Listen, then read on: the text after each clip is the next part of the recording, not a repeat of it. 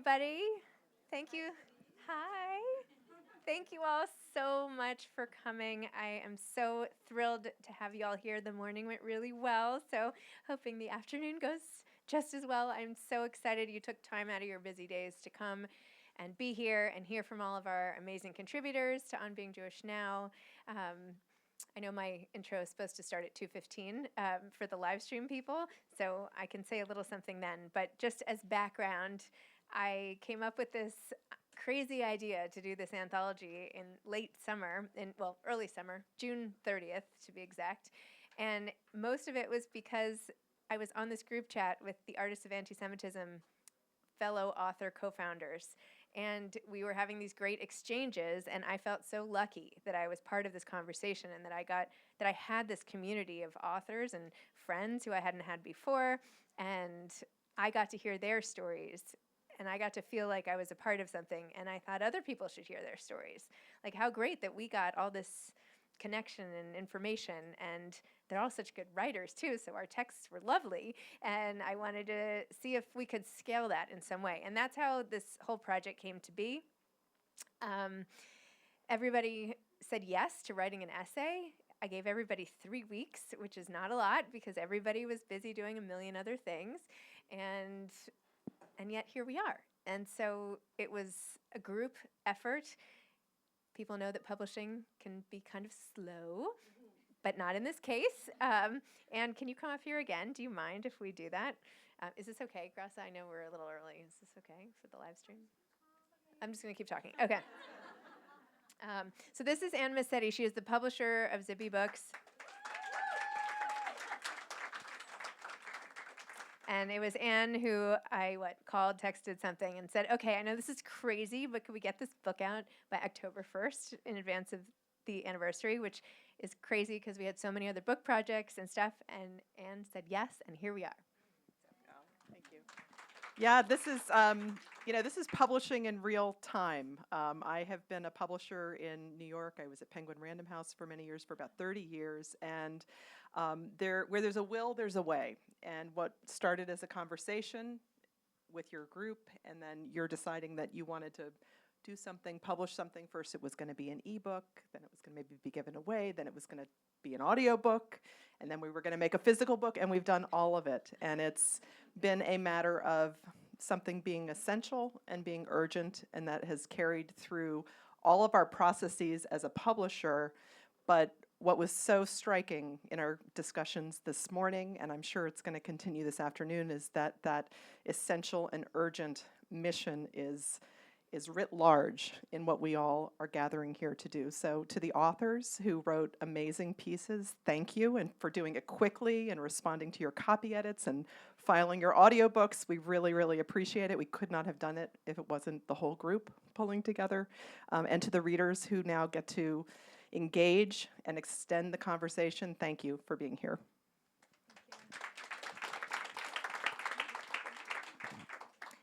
We didn't do this in the beginning, but I kind of wish we had, because after the morning ended, a lot of people said that the conversations they had among the guests was also really amazing, that they wanted each other's contact information and who were they, and they were such smart people and all of that. So because we're going to spend a couple hours together, and because the panel's starting at 2:30, and we have a little bit of time, but not too much, I was hoping to just quickly go around with my microphone here, and you don't have to do it, but I just would love for you to say like your name, maybe where you're from, something really quickly, so we have a little background on who we're in the room with today, if that's okay. Because we are all here. We're here for the authors, but we're here for each other, and that's part of the joy. Okay? All right. We're starting with Gail, who doesn't want to go first. My name's Gail Allweiss. I'm just happy to be here, enjoy reading books, and I came in from New Jersey.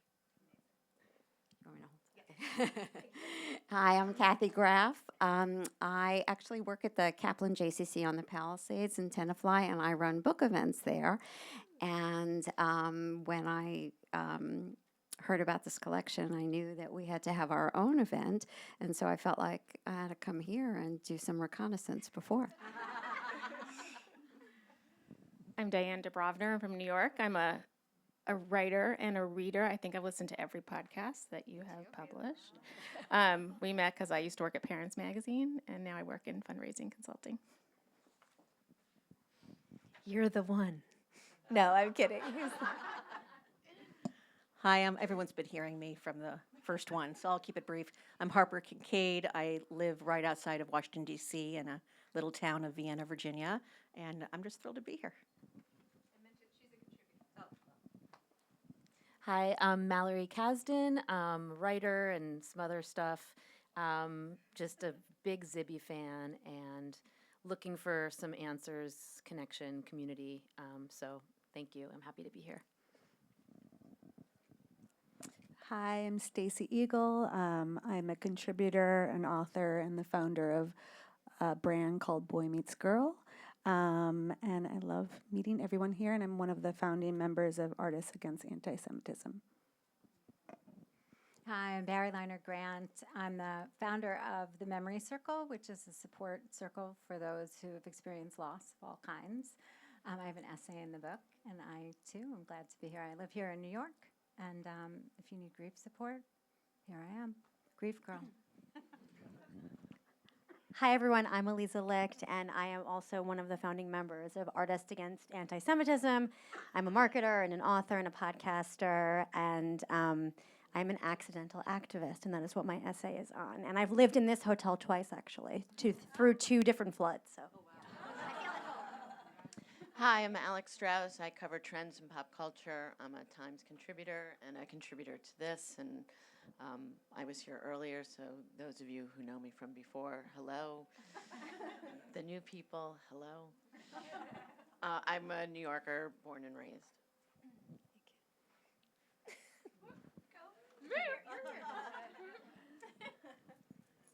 Hello, I'm Ariel. I work for Zibby. I do the social media, so if you see me filming you, that's why. And I'm eating, sorry.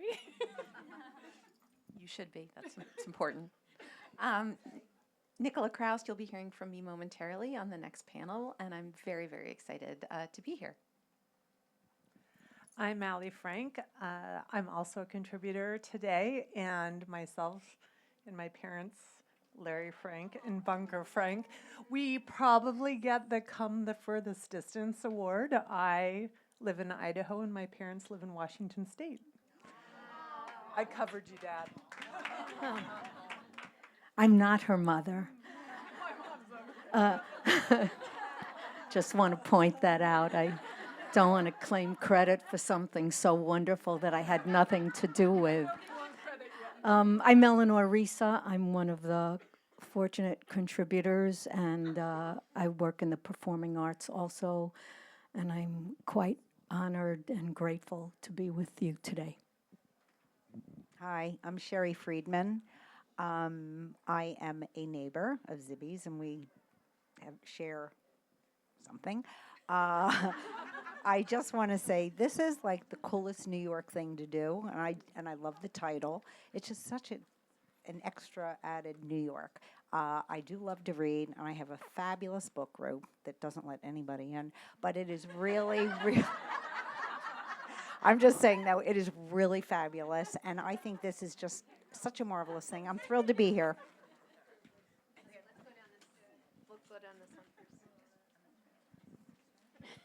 Hi, I'm Liz Kinslinger, New York and Montclair, New Jersey. Zibby brought me through COVID, the passing away of my father, and I'm first generation American. My parents fled Nazi Europe as kids, and 10/7 has been intergenerational trauma on steroids for me and my family. So the fact that you've put your energy and time into this means more to me than and my extended family. And anyone who wrote, I'm in finance, I am not creative, but I love to read. But just being part of this and knowing that there was support is really important. So I thank you for that. And I also went to your store in LA 2 weeks ago and you weren't there.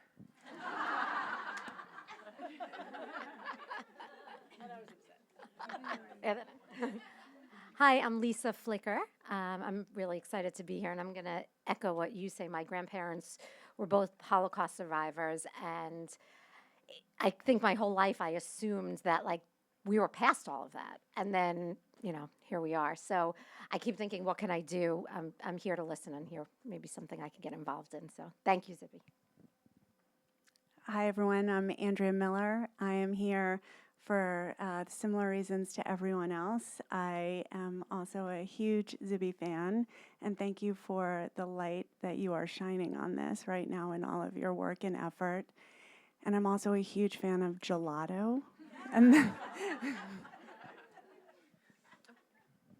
Hi, I'm Molly Colley from Austin, Texas. I was at the Austin retreat, and so this was something I needed to make a quick trip up for as a writer and a reader. Hi, my name is Lori Blitzer. Why am I here? Same reasons everyone is here. I spend 24/7 working on Jewish stuff, Israel, anti-Semitism, 2 in the morning.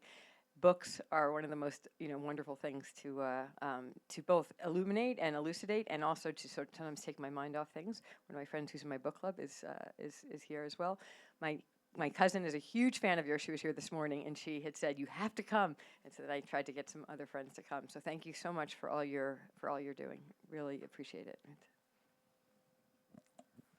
Hi, my name's Jen Flaws. I moved back to New York about a year and a half ago, and I'm in the MFA program at the New School in creative writing. And it's been a little bit of a difficult place in the past year, so I'm very happy to be here. Hi, I'm Rachel Golan from Weston, Connecticut, also a first-generation American born to first grandchild of Holocaust survivors and an Israeli father, and I am thrilled to be here today.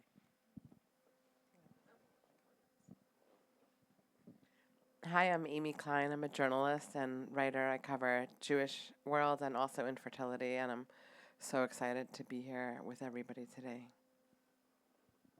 Hey, I'm Joanna Rakoff. I'm a New Yorker, but I live in Cambridge, Massachusetts now. So I'm just down here for basically the day. And I'm a writer. I have an essay in this collection and feel really lucky that Zibby tapped me to write about some of the pretty horrible things that I and many of you experienced this past year. Thank you. Hello, I'm Debbie Fradkin. I came from New Jersey. I teach there in a synagogue school, preschool. My daughter Sarah works with Zibby, so I came here to support. I had ordered the book forever ago, but then when I heard this, I came here. And I also have a son who's currently in Israel in the IDF, so this hits home every second for us. But I'm Anna Efron Harari. I'm a writer, I'm a contributor in the book, and I'm a writer and a reader, and Zibby is a champion of both, and so I'm grateful to be a part of this project. I'm also a proud Jew and a mom who doesn't have time, other things that Zibby is a champion of, and so I'm here to be championed and be a champion for everyone else here. Thank you. I'm Hannah Mindel. I'm the photographer, and I'm also the daughter of an Israeli and Holocaust survivor grandparents, and I'm very grateful to be here. I'm Courtney Scheinmel. I spoke earlier this morning. I'm a writer from New York, and I'm the granddaughter of Holocaust survivors also, and really, really grateful to be here. Hi, I'm Sarah. I work at Zibby Books, and that's my mom.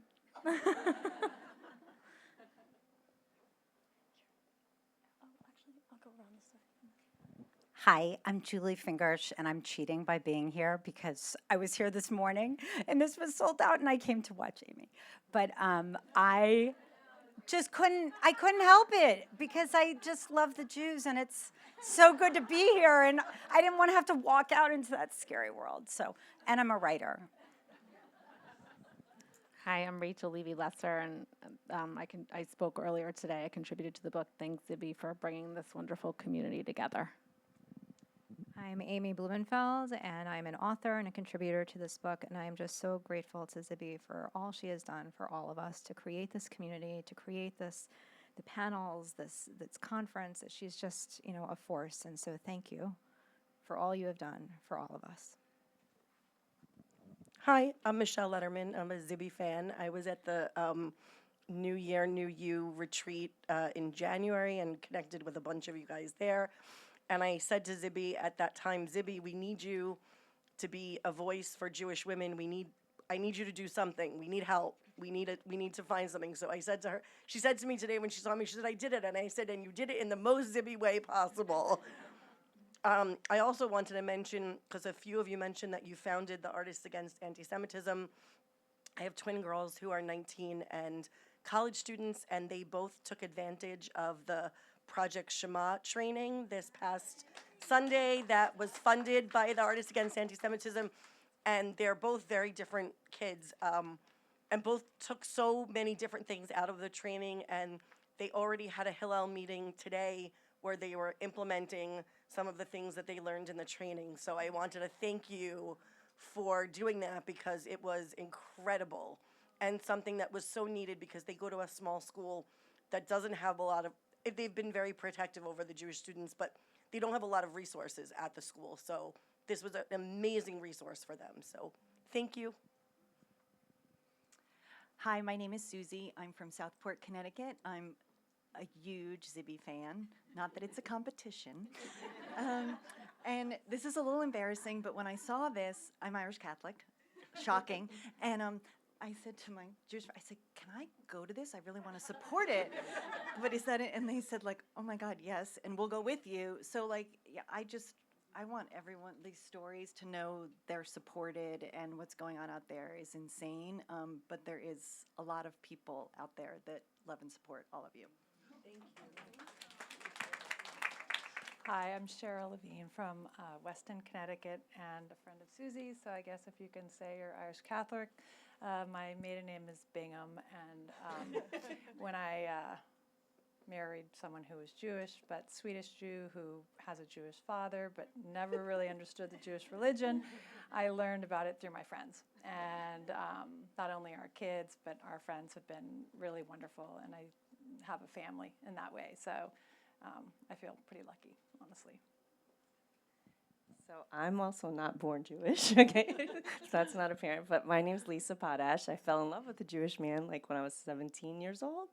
So I've actually just realized I've been Jewish longer than I have not been Jewish by marriage. And so anyhow, I'm very happy to be here, big Zibby supporters, and we're also members of Hayes Pages, a book club, and that's how we're all here.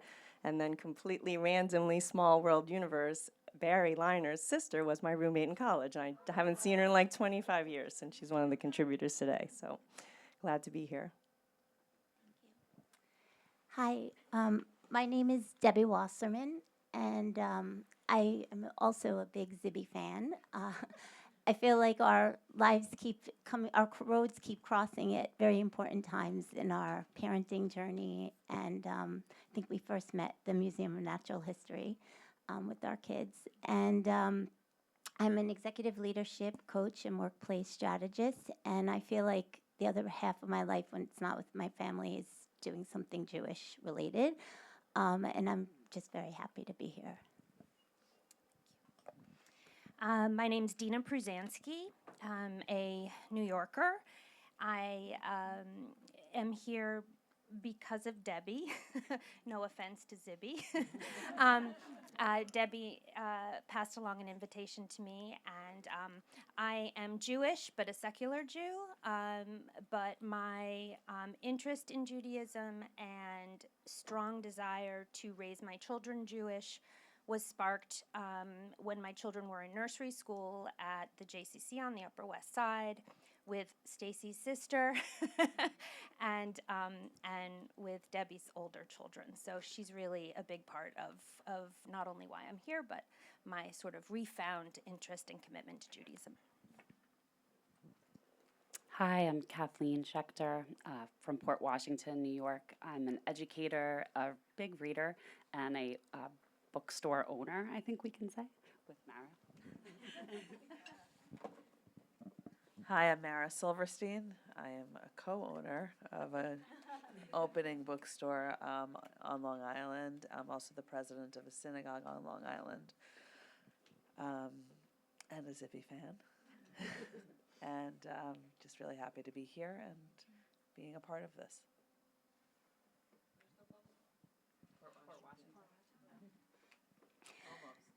Hi, I'm Karen Blankfeld, and I'm also a contributor to the book. I am Brazilian, grew up in Texas, and now I'm here, and I'm incredibly happy to be here. It's been a very empowering day. Hi, Sharon Statter. I'm a New Yorker also, which you can tell in about 30 seconds, if that much. I'm the other person who listens to every podcast, and I'm not happy that you cut it down to 3. But I understand. I'm over it. Maybe. And anyway, I'm happy to be here. Hi, I'm Toby Rose, and I flew up for the day from Nashville because I'm a contributor to the book, and I love Zibby. Hi, I'm Bunker Frank. I'm mother of an author, but I want to announce that I pre-ordered 3 copies for 3 synagogues that I'm very committed to, and I would encourage anyone here who has not done that to consider it. Hi. Oops, can you hear me? I'm Lisa Manhart. I'm a member of Zibby's Book Club, and we are accepting new members, right? But I come from New York, and I'm thrilled to be here. Hello, I'm Dara Levan. I'm from the 6th borough, otherwise known as South Florida.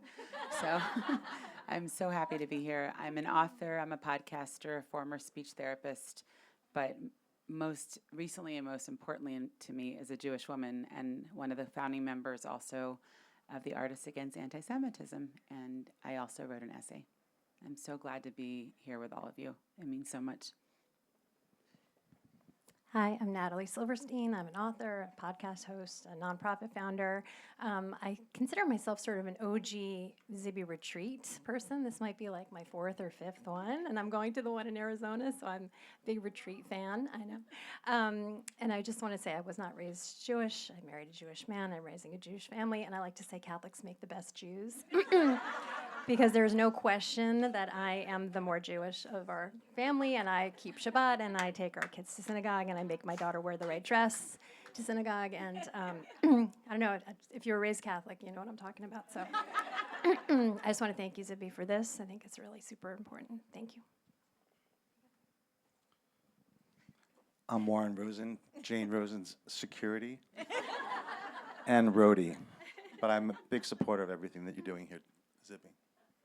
And he's my patron of the arts, too. Thank you. I'm Jane Rose, and I'm an author. I contributed to On Being Jewish Now, and I'm one of the founding members of Artists Against Anti-Semitism, and I am so grateful for Zibby and so grateful to be here and so grateful for this beautiful book that I'm included in. Thank you. Hi, I'm Ava Starr, and I was lucky enough to meet Zibby through my daughter. I was great friends with her daughter, Phoebe, and I'm a New Yorker, also the daughter of a Holocaust survivor, but I just want to say I've gotten no emotional support from my friends, from my Jewish friends and family this past year, and that's why I'm so appreciative to be here in your company. So thank you, Zibby, for organizing it. I'm Lucy Kelleher. I met Zibby through her book club, Moms Don't Have Time. Thank you for including me because I don't have children. So I was like, can I join this book club? And it worked out. I went to the Austin retreat. I read your 2 prior anthologies. I'm excited for this. I'm excited to support this organization. I'm glad to hear there's another auction coming up. Hi, I'm Wendy Seelig Prieb, and I live in the city. And like everybody here, I'm a big fan of Zibby's. But I'm also the mother of a 26-year-old who's getting her MFA in creative writing. And for any of you who are mothers, you know it's sometimes very hard to impress your kids. My daughter was so impressed, and she insisted that I tell Zibby that she wants to meet her, so I just did. Hi, my name is Julie Cohen. Wendy is my dear friend and mentor, and she invited me to join her to this. I'm a new fan of Zibby's, and I just read your book, Blank, and so much fun reading that. I'm from New Jersey, Fort Lee, and also Longboat Key, Florida, and I'm really looking forward to hearing what this stellar group of women have to say. Thank you. Hi, I'm Melissa. I work for fundraising for higher ed in Israel. And if you're having any issues at your universities here, the Israeli universities are strong and welcoming you. And I'm a big fan of Zibby too. Thanks for having me. Hi, I'm Hannah Nair. I'm a writer and freelance editor, and also the granddaughter of Holocaust survivors, and my entire family lives in Israel, except for my husband and children. And it's been really hard since October 7th to be on social media, and I follow a bunch of people here, and it's been very encouraging to be in the Zibby universe and to be following her posts and everyone else's, and to feel like I'm not crazy and that there are people out there who are supportive and understand the situation, and yeah, it's been very helpful. Hi, I'm Corey Ajmi, and I'm thrilled to be here. I was on the panel this morning. I'm a contributor to the book, and I'm just super grateful to be a part of this. Hi, I'm Rochelle Weinstein. I am a contributor, and I was on an earlier panel. I am so grateful to be here away from the dumpster fire of the world we are living in right now. This is just the wonderful respite we all need.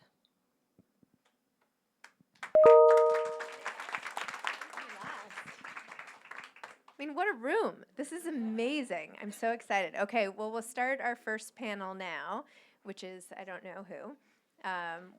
Okay, this is who. Panel 4, Jewish Mom Life. So if your picture is up here, come on up. Yeah, perfect timing? Perfect timing, guys. Amazing.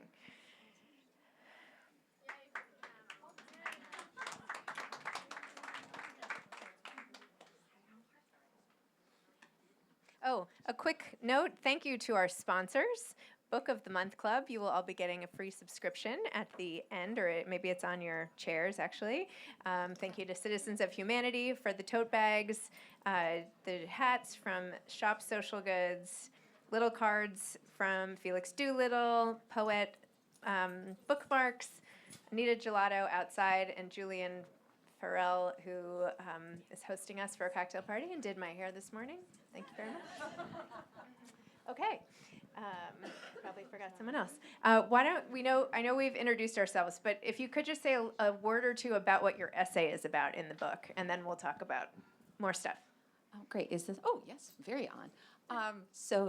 Nicola Kraus, and my essay was about studying for my bat mitzvah, the B'nai Mitzvah, because it's a Reform synagogue, which will take place on June 1st. So I am doing this as I am like fully in perimenopause. It is a total brain twister. I did not think through that Hebrew is in Hebrew. And I started this last year, but it's been incredible to be Wednesday night after Wednesday night in a community of fellow seekers. And I think the best gift really has been sitting around with 11 other people week after week who are just committed, even at our age, to following in a tradition that means a tremendous amount to all of us. I was not raised with any Jewish education. My great-grandparents died in the camps, and then I think, as I've learned, is more common than I'd initially thought, my grandparents just shut down. And so I was christened at St. James, where my parents were married, and it wasn't until I was in 8th grade that I was like, hey, so why did our grandparents leave Europe in the middle of the night with spoons? And they're like, ugh. So I have taken it upon myself to try to connect back to a part of my heritage and to family members who I cared very deeply about, and to reconnect with something that they weren't able to pass down to me. So that's it in a nutshell. I'm Amy Blumenfeld. I'm an author, and thank you for including me in this. My essay is about two things. First, the importance of prayer in my life, but also I tell the story of how my family came here and how my great-grandfather, who was a very famous chazan, a cantor in Czechoslovakia, his voice really saved our family from the Holocaust. And so there was a congressman here in Harlem who visited the town where my great-grandfather lived and heard him perform in a concert in the town square. And there was an opening at a synagogue here in Harlem for a cantor, and he came back to America, this congressman, and decided to sponsor my great-grandfather to come over and audition for the high holidays. He got the job.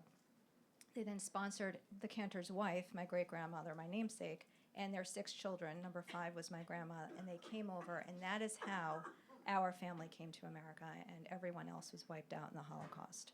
And so the essay is also about how my grandmother grew up in this traditional Orthodox environment, and she was a feminist, and she rebelled. And why did her brothers get the yeshiva education and she didn't? Why could they do things that she could not?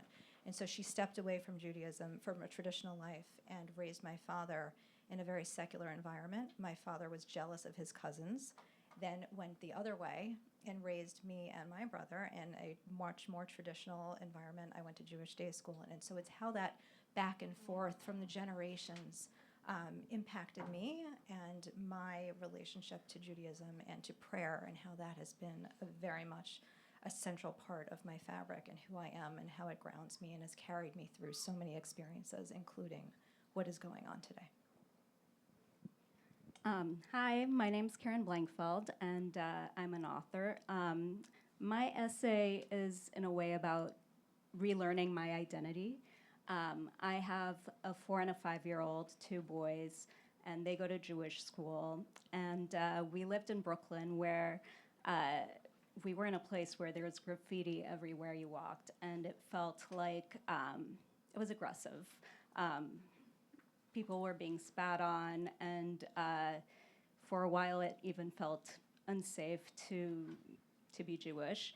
And meanwhile, my sons are in Jewish day school, and they come home during Hanukkah and sing in Hebrew as they're on their scooters down the street. And I found myself one day, as they sang in Hebrew, kind of nervous and telling them to keep your voice down.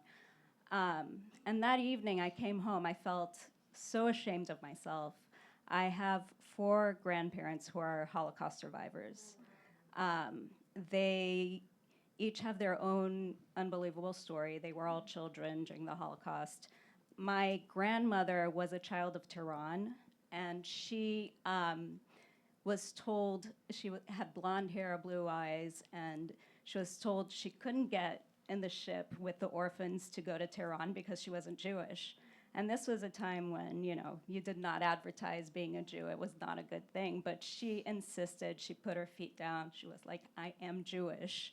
And I just thought about my grandmother in that moment. And I decided to, wear my star proudly. I teach at Columbia. And I decided that my children, they taught me a lesson. I shouldn't hide. And it's...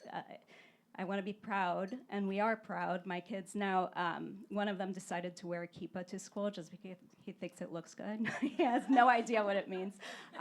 So he's wearing a kippah, and I think it's great. I think it's time to be proud and not hide. I'm Anna Efron Harari. My essay is called When the Moon Broke Down, and it's about an experience I had at my children's elementary school where the teachers took it upon themselves to teach a non-age appropriate lesson plan about the conflict from an anti-Israel perspective, and then post about it on their social media in a very hateful way, revealing private information about the children and the images of the school. And the essay is about the whiplash that I felt being the liberal, secular one in the room, and all of a sudden, all these people that I thought we were mutual allies really not standing up for what the wrongs were, and it turning into this political debate instead of just calling out that there were wrongs, and this just, emotional trauma as a mother and as a person finding my own Jewish identity within this. And I got to have a happy ending where I ended up at a Jewish day school, and I'm so happy, and I'm so happy for this room and this community, and everything that I just get to learn and be present for. And I no longer take anything lightly, and I still get to be present and joyful, with my children and with other Jewish people and other non-Jewish people, and still show up for it. So, yeah. So I'm Allie Frank, and first I would like to say my family is not the only Jewish family in all of Idaho. We are a lost sect of skiing and mountaineering Jews that somehow came out of the desert and kept going uphill. So my essay is called Today You Are a Woman, Tomorrow You Go to Summer Camp, because that is the odd part of when you have a child that's being bar or bat mitzvahed is you're a woman, but you're not really a woman. But my essay came from a time, Zibby's call for essays came at the perfect time because I was really spiraling about what I was going to say to my daughter.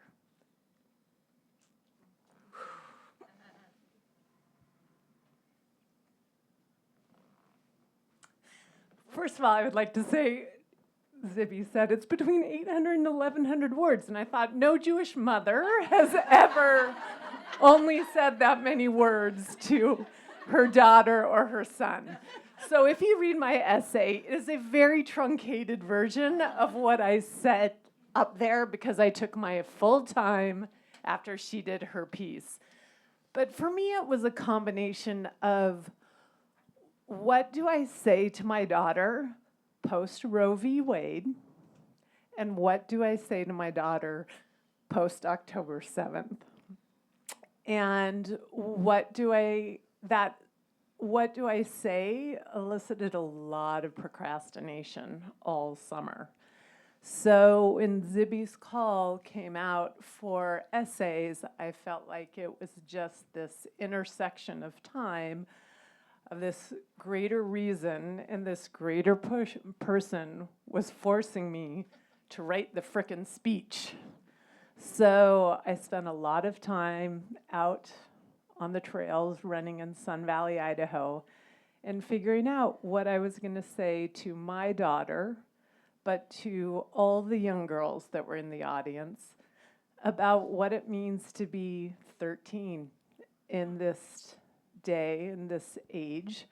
And it was to the 13-year-old girls in the audience that were Jewish, but also the 13-year-old girls in the audience who are also just women coming into womanhood and also allies of their friends.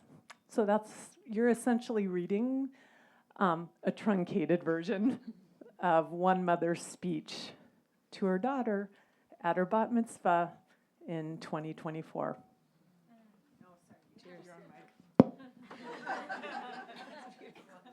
Hi, I'm Dara Levan, and my essay is called We Show Up. It's about my cousin, my second cousin, who died the 4th week of the war in Israel. Same age as my son, 22 years old. And it's hard to say this out loud. It feels really, you know how grief is and loss, and Barry knows as the grief expert, when you speak it, it's real. It's been real for months. It changed our family forever. And as any of you know, when one of us dies, it doesn't matter if you know them, and that's part of my essay. It's not just about the loss of my cousin, but the most beautiful glimmer that happened within it. So my husband called a friend of ours, actually not even ours, I'd never met him, somebody that he met in a professional organization, and we just called to check in. How are you doing? He's got 3 boys. And my husband told our friend Chagai about what happened to my cousin. His immediate response was, where do they live? Tell me how it happened. When's the Shiva? I'm going to go pay a visit for Dara. I mean, really? I mean, just that offer was so kind that I melted. And that was it. A week later, I get photos of my first cousins that I can't reach, my uncle, my aunt, pictures of my second cousin who passed, his artwork. I literally, it is very, very hard to have an author and a speech pathologist speechless. I was speechless. I can't even explain to you this kind man, literally a stranger, because again, it's not a good friend of our family. It's not someone I've even met. So I texted him. I said, Hagai, I don't know how to thank you. And to prevent me from writing you a mini novel and blowing up your phone, because I would, can we jump on a call? We spoke for 2 hours. And it just was, he helped me mourn this kindness, and that's who we are as Jews. We show up for each other, regardless of where we are in the world, our age, our profession, our background. And it just gave me a glimmer of hope in a really dark time. And I'm so grateful, Zibby, that you gave me that outlet to do that, because I love you. Love you too. Thank you for everything.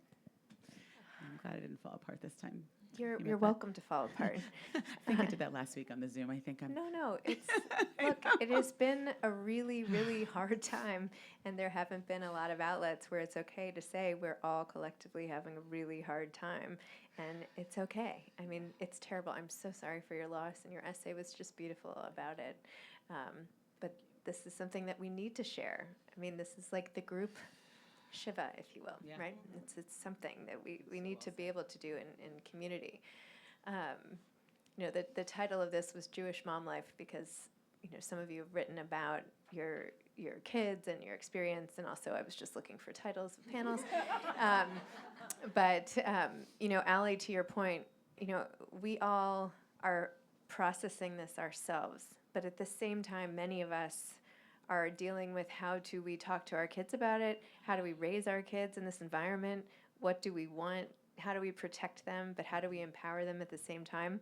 And I guess selfishly, I'm curious how you've navigated that and how we even feel about this. Like, what is our role? And, last in the morning we talked about what does it mean to be a good Jew, like how to be a good Jewish mother now when things are so crazy. Bake.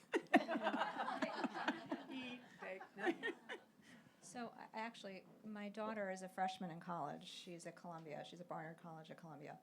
And she's had a couple of experiences in the past month that have been quite eye-opening. And I mean, she grew up in the New York area. She's not a stranger to any of this. But this past week, a couple of days ago, Thursday morning, she got up to take a shower, and there was a sign on the bathroom door, "Come to the rally."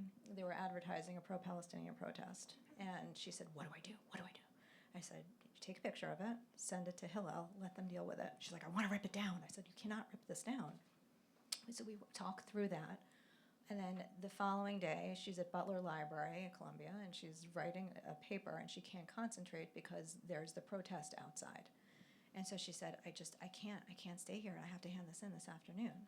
So she went back to her room, and she got her Israeli flag, and she tied it around her neck, and she walked up and down her dorm room hallway. She's like, there was nobody there. Nobody saw me, but I felt proud. And I was like, good for you. And so she wrote her essay with this flag, and she took, selfies. And she wrote it with this Israeli flag around her neck, like a cape, her superhero cape. So, there will be more. There will be more of these experiences, and she's just, getting involved in Hillel and the community and Chabad and finding her community. And I think it's not a silver lining, but I think that's one thing that has come out of this, at least from my daughter's perspective, is that there is a vibrant community at this school, and they all are going to Shabbat dinners and Shabbat lunches, and they're trying to get active, whereas I don't think when I went to college, it was really, I didn't really seek that out as much, and now they're all flocking and finding this really wonderful supportive community as a result of this. So that's one positive. I think that there's so many generational differences between when I was growing up and when my children are growing up that it's difficult to parent because I don't have a lot of examples. I can't talk to my mom about it because it's so different than when she was raising me. And there's so many good differences and there's, a lot of bad differences. And, it's just been, I feel like at every step I'm trying to find my way. And I think the community, I'm honored to sit amongst all these other Jewish mothers and, be in the room with everyone. And, I've really just been leaning into the Jewish values of it. The forgiveness, the just be a kind person that you can be, and just being present through it all. And like, there's honestly, every time I just lean back on the Jewish values of education, forgiveness, love, being with nature when things are getting too overwhelming. Like, we just go be at with nature. I have a friend who runs a Jewish farm, and there's been so many times in this last year where I've been like, and it's in Los Angeles if anybody wants to come out, I'll be right there. Where there was a day where it just got really overwhelming, and I was like, we're gonna show up, and we harvested chamomile, and that was like and I told her, I'm like, you're doing a mitzvah for me right now, and that's, been, because there's so many ways to do it imperfectly, and there's no model for it, but just day by day and showing up on my own terms. So. I think that having really young kids right now is actually very helpful. Yeah. I don't know what I would have done if I had a college-age child, but having 4 and 5-year-olds, I can totally insulate them. They go to Jewish day school, and their friends. They have non-Jewish friends, but for the most part, we're within a community that we feel safe in. On the other hand, as I said this morning, when I'm teaching college-age students or graduate school students, many of them feel the need to be quiet, and they're afraid of being ostracized, and I think it's very hard for them. So I'm proud of your daughter. So the teacher in me has to come out. I was a teacher for 20 years and a school administrator. And so there's a lot of intersections that come into my house of which my girls will often say, don't teacher me. However, let me also add that I have a really unique writing situation. So I am one half of a black and white writing co-authorship. And we have 4 books that are out. And my co-author, Asha, and I, we actually, in this era of entertainment, of which I include books and film and television, where this idea of the way that we learn about people who are different than us is through their trauma and drama. And Asha and I instead use humor. So all our novels are an entry into looking at the different topics of race and religion and parenting and privilege, but all through humor. We call ourselves the Will and Grace of race. Is sort of our tagline. But we've been together now 8 years, and my daughters, who are 13 and 16, have watched through 2020, and we were in Seattle with Asha's family, and the 2 of us having to go out and get her sons and drive them home when it was the spring awakening and things that were happening at school for her sons. And they have watched me, and this is all to say less about what I ever say to my girls as I do, is since they were in elementary school, I always made sure that at least once in a school year, every child came to my house for a play date. I wanted my girls to know everyone is welcome in our home. Now they're in middle and high school, and it's a little harder to do that, but I find other ways to do it. When I carpool, I put out, hey, anyone can come in our car.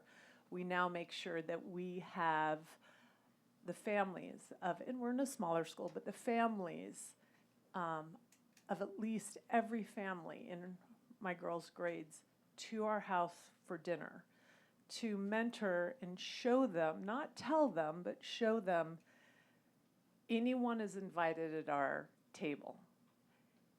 Because really now at 13 and 16, they're not listening to us at all, so we have to teach with our eyes. And so on this topic of parenting now, during this time for Jewish children, I'm really trying to lean on that foundation that I set for them of we might be in a time where you are not necessarily always going to be invited into everyone's house or everyone's table, but we will always do the inviting. We will always be inclusive. And I think that my girls see that in what we do with their friends, but they also have watched me do that with my writing partner. Have really intimate moments, hard conversations between our families. So I think when it comes to parenting and all of us thinking about our kids, I would also just really encourage us to think as much about what we do and how we act as what we say and how we conversate. Allie, I so relate. That's how we parent in our home. And I'm struggling now because when this all happened, we had bookends. I had a daughter, a freshman in one school, and my son, a senior in another. And they keep saying, you know, I've told them their whole life, we don't judge people because of race, religion, size. I mean, I preach that. If I left this room and they came in, you'd hear that. And now they're having so much hate. And my daughter experienced something I shared on our group chat in the Chicago airport. I mean, like a death threat because she's Jewish. And they don't understand. I mean, they're both really bright, empathetic. They're 20 and 22 now. And I'm sitting here where we always include people. But how do I continue to model that, preach that? I do in my world. I have friends from all walks of life, and I always have. It's like the United Nations, and you come to a party at my house. Oh, maybe that's not a good reference. Maybe, sorry, maybe not the best reference right now. I meant that in a good way. Anyway, delete, sorry, live stream.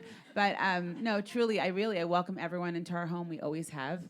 And so I've got 2 kids who are so inclusive, so welcoming, and some of their friends are really not understanding why what's happening is not a genocide.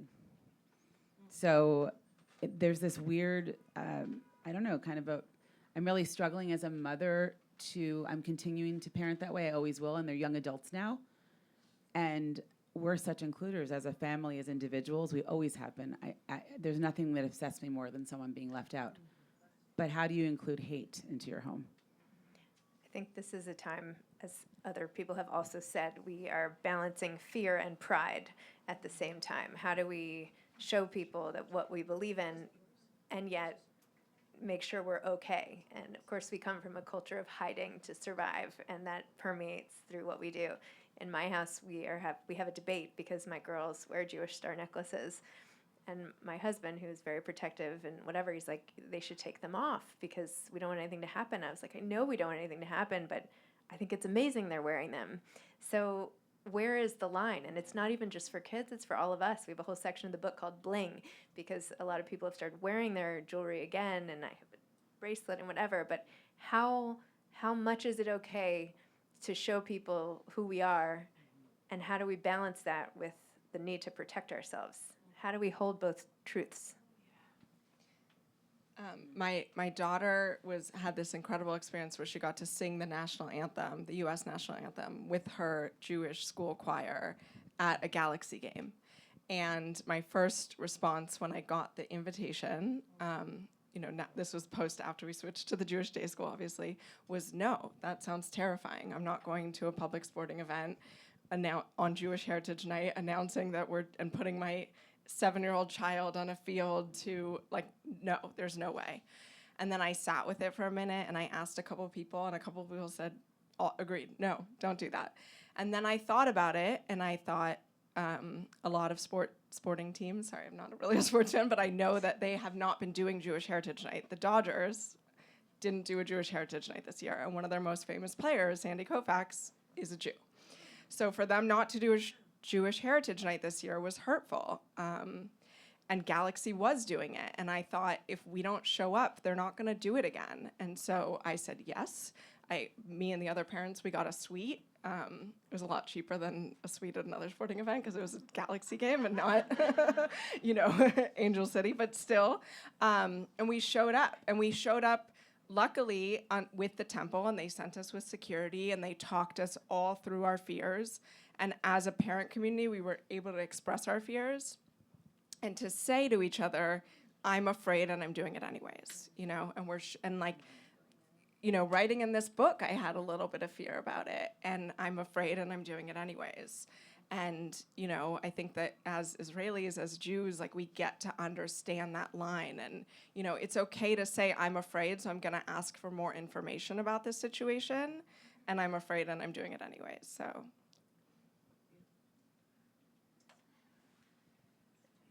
Thoughts on that? By the way, I'm sure many of you have seen, as phones are sort of going off today, that Iran has sent thousands of missiles today to Tel Aviv, Jerusalem, all over the country. And so that is going on with everybody there sheltering in place, whatever's going on. And all of us here, what can we do? What are those moms doing right now? There's an essay in the book, To Be an Israeli Mom, and folding a soldier's thing. What can we do here, if anything? I think we're doing it, and you made it happen. Seriously, just these conversations and having the tough talks. And, I'm doing a lot of speaking one-on-one to Christian people. I have a really good friend who's Muslim, Indian Muslim. We have big talks, and I feel like, and that's scary. Not, it's uncomfortable. I think impact comes from that just uncomfortable space. And I think we just have to keep using our voices. I also, to combine your last question and this one, I often, in many parts of my life, think about the fact that fear is the flip side of courage. And if families can be courageous, when you're from Idaho, you don't have a lot of people to talk about this stuff with. You people are throwing me off.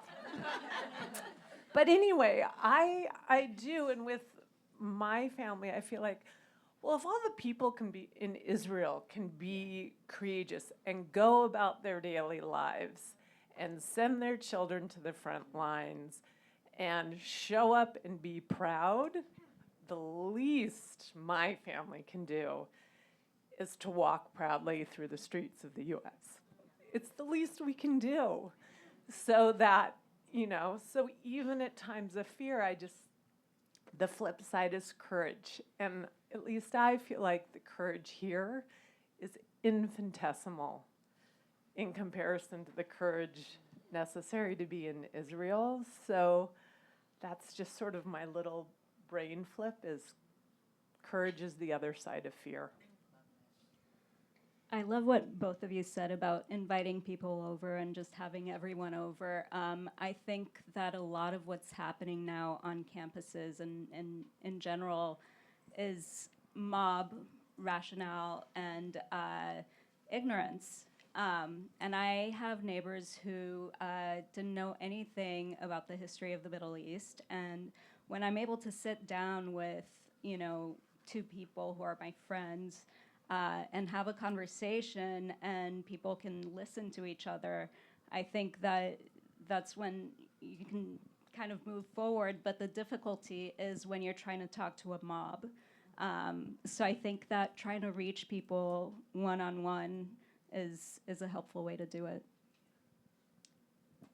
I know this seems ridiculous, and I'm not some ultra-Orthodox person or really pious, but there's something about prayer, and I said this in my essay, and I learned this at a very young age, that there's something that's grounding and can help you, and whether it's meditation or some kind of Tehillim, Psalms, or whatever it is, and sometimes it's just centering, and it can help when there's nothing else that you can do.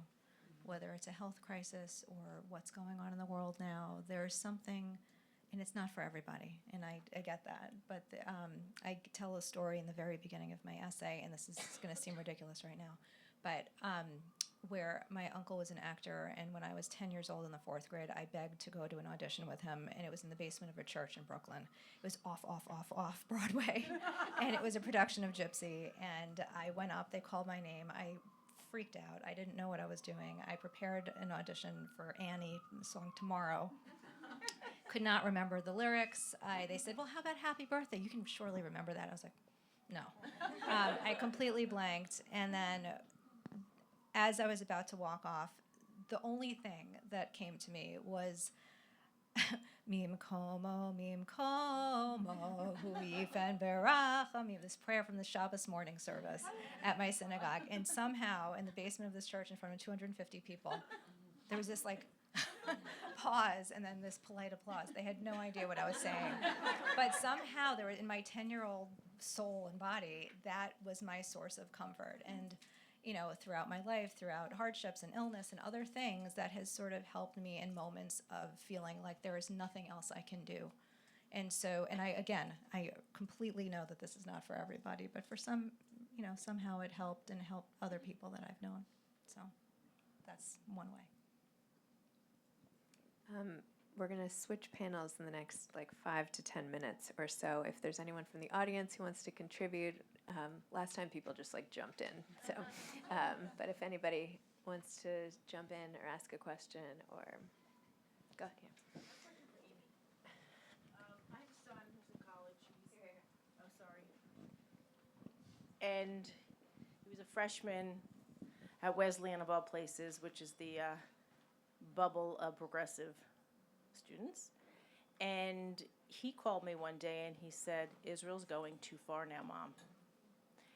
And for me, it was really, really difficult, and for my husband as well, because we need to be sensitive to what he's hearing from not only other students, but faculty. And Wesleyan's been pretty low-key about encampments and things. So I guess my question to you is, how do you honor, your own feelings, but also be open-minded enough to respect the opinions, or at least the new understandings that my son is, bringing to the table? I don't have an answer for that. Okay. I am struggling with it too. Okay. I really am. I really don't have an answer for that. This is a constant conversation in our house among my friends. I'm sorry. No, I thought, it seemed, This my son's not someone who would put an Israeli flag around and study. It seems like Mine your daughter isn't has a either. little bit more, she's gone to Israel several Yeah, times. and we've taken as her. he, but he Right. didn't seem to stick as well much. She feels very passionate, but Yeah. I don't. It's a struggle. We'll put it that way. Okay, so Within I'm our not family. alone. You're in not other words. alone. I'm Okay. right there with you. Okay, thanks. Okay. Can I just follow up with that, Karen, since you're on the campuses? No, it's not just was real. Since you're on the campus, at Columbia, which is like ground zero, it feels like for a lot of this. First of all, also, how do you take care of your own mental health with all that? But you have these students who are coming up to you, the Jewish students who are thanking you for whatever, just your presence or being able to have some representation. But I've got to imagine that you're getting into discussions with a spectrum of responses. And what do you do for individually? What are the other maybe Jewish faculty doing? Whatever, I'm just gonna throw that out since you're right there. Well, there's actually, where I am, there's no discussion, and that's the thing. There was a discussion in the ethics class. I wasn't there, and apparently it was, it felt one-sided to a student who told me about it later, and she felt that others were just afraid of speaking up. But in general, I think people are quiet. They don't want to talk about it. They're just, it's walking on eggshells. At least that's how it's been this semester a little bit. Last semester was difficult. It was really uncomfortable to the point where it felt aggressive, seeing stickers saying resistance by any means necessary, Intifada now, from the river to the sea, all of that kind of feeling like it's normalized as you walk around campus. I've been inviting Israeli students over for Shabbat, and I think people feel like they can't wait to leave. I have a couple of students who aren't in my class, but they're undergraduate students, and they're trying to speed up graduation. They don't want to spend time studying in the library. They'd rather just be in the dormitory. So it's depressing. Well, as we close out the Jewish Mom Life panel, and we'll keep going, we'll take just a tiny break, but parenting never comes with any sort of a rule book. It is always overwhelming, and we never know exactly what we're doing. And I think this time highlights all of that. However, all we can do is model the behavior that we want to show them. And I think all of us here can be those role models in whatever way, and not to reduce it to that, but sometimes just showing who we are is the best thing that we can do. So it sounds reductive. Okay, thank you, authors. Quick break, and we'll come back with grief and memories for an uplifting next panel.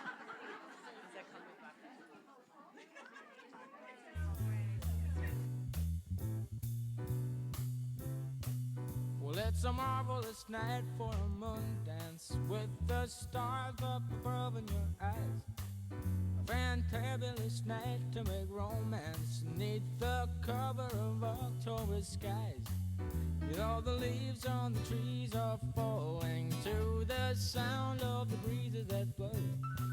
And I'm trying to please to the calling of your heartstrings that play soft and low.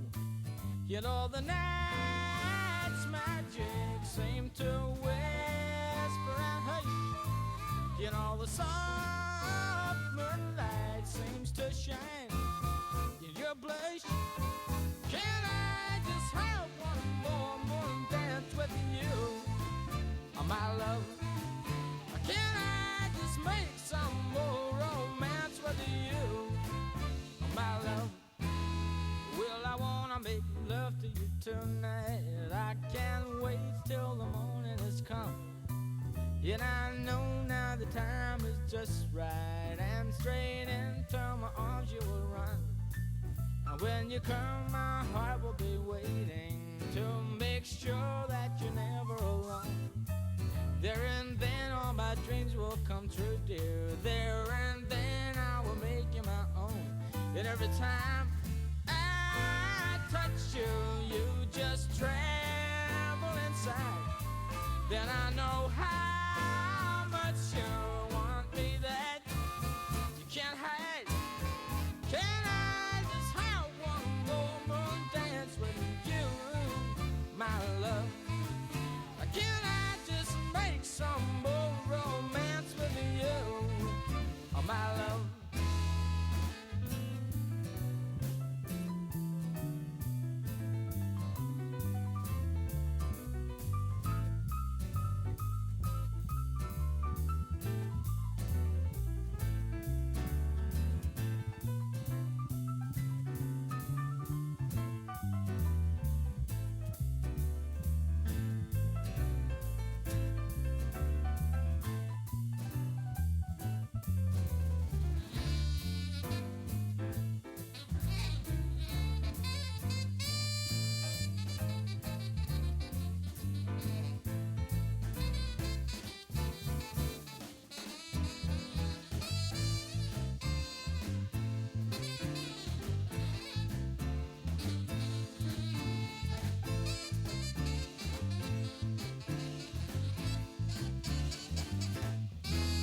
It's a marvelous night for a moon dance with stars up above in your eyes.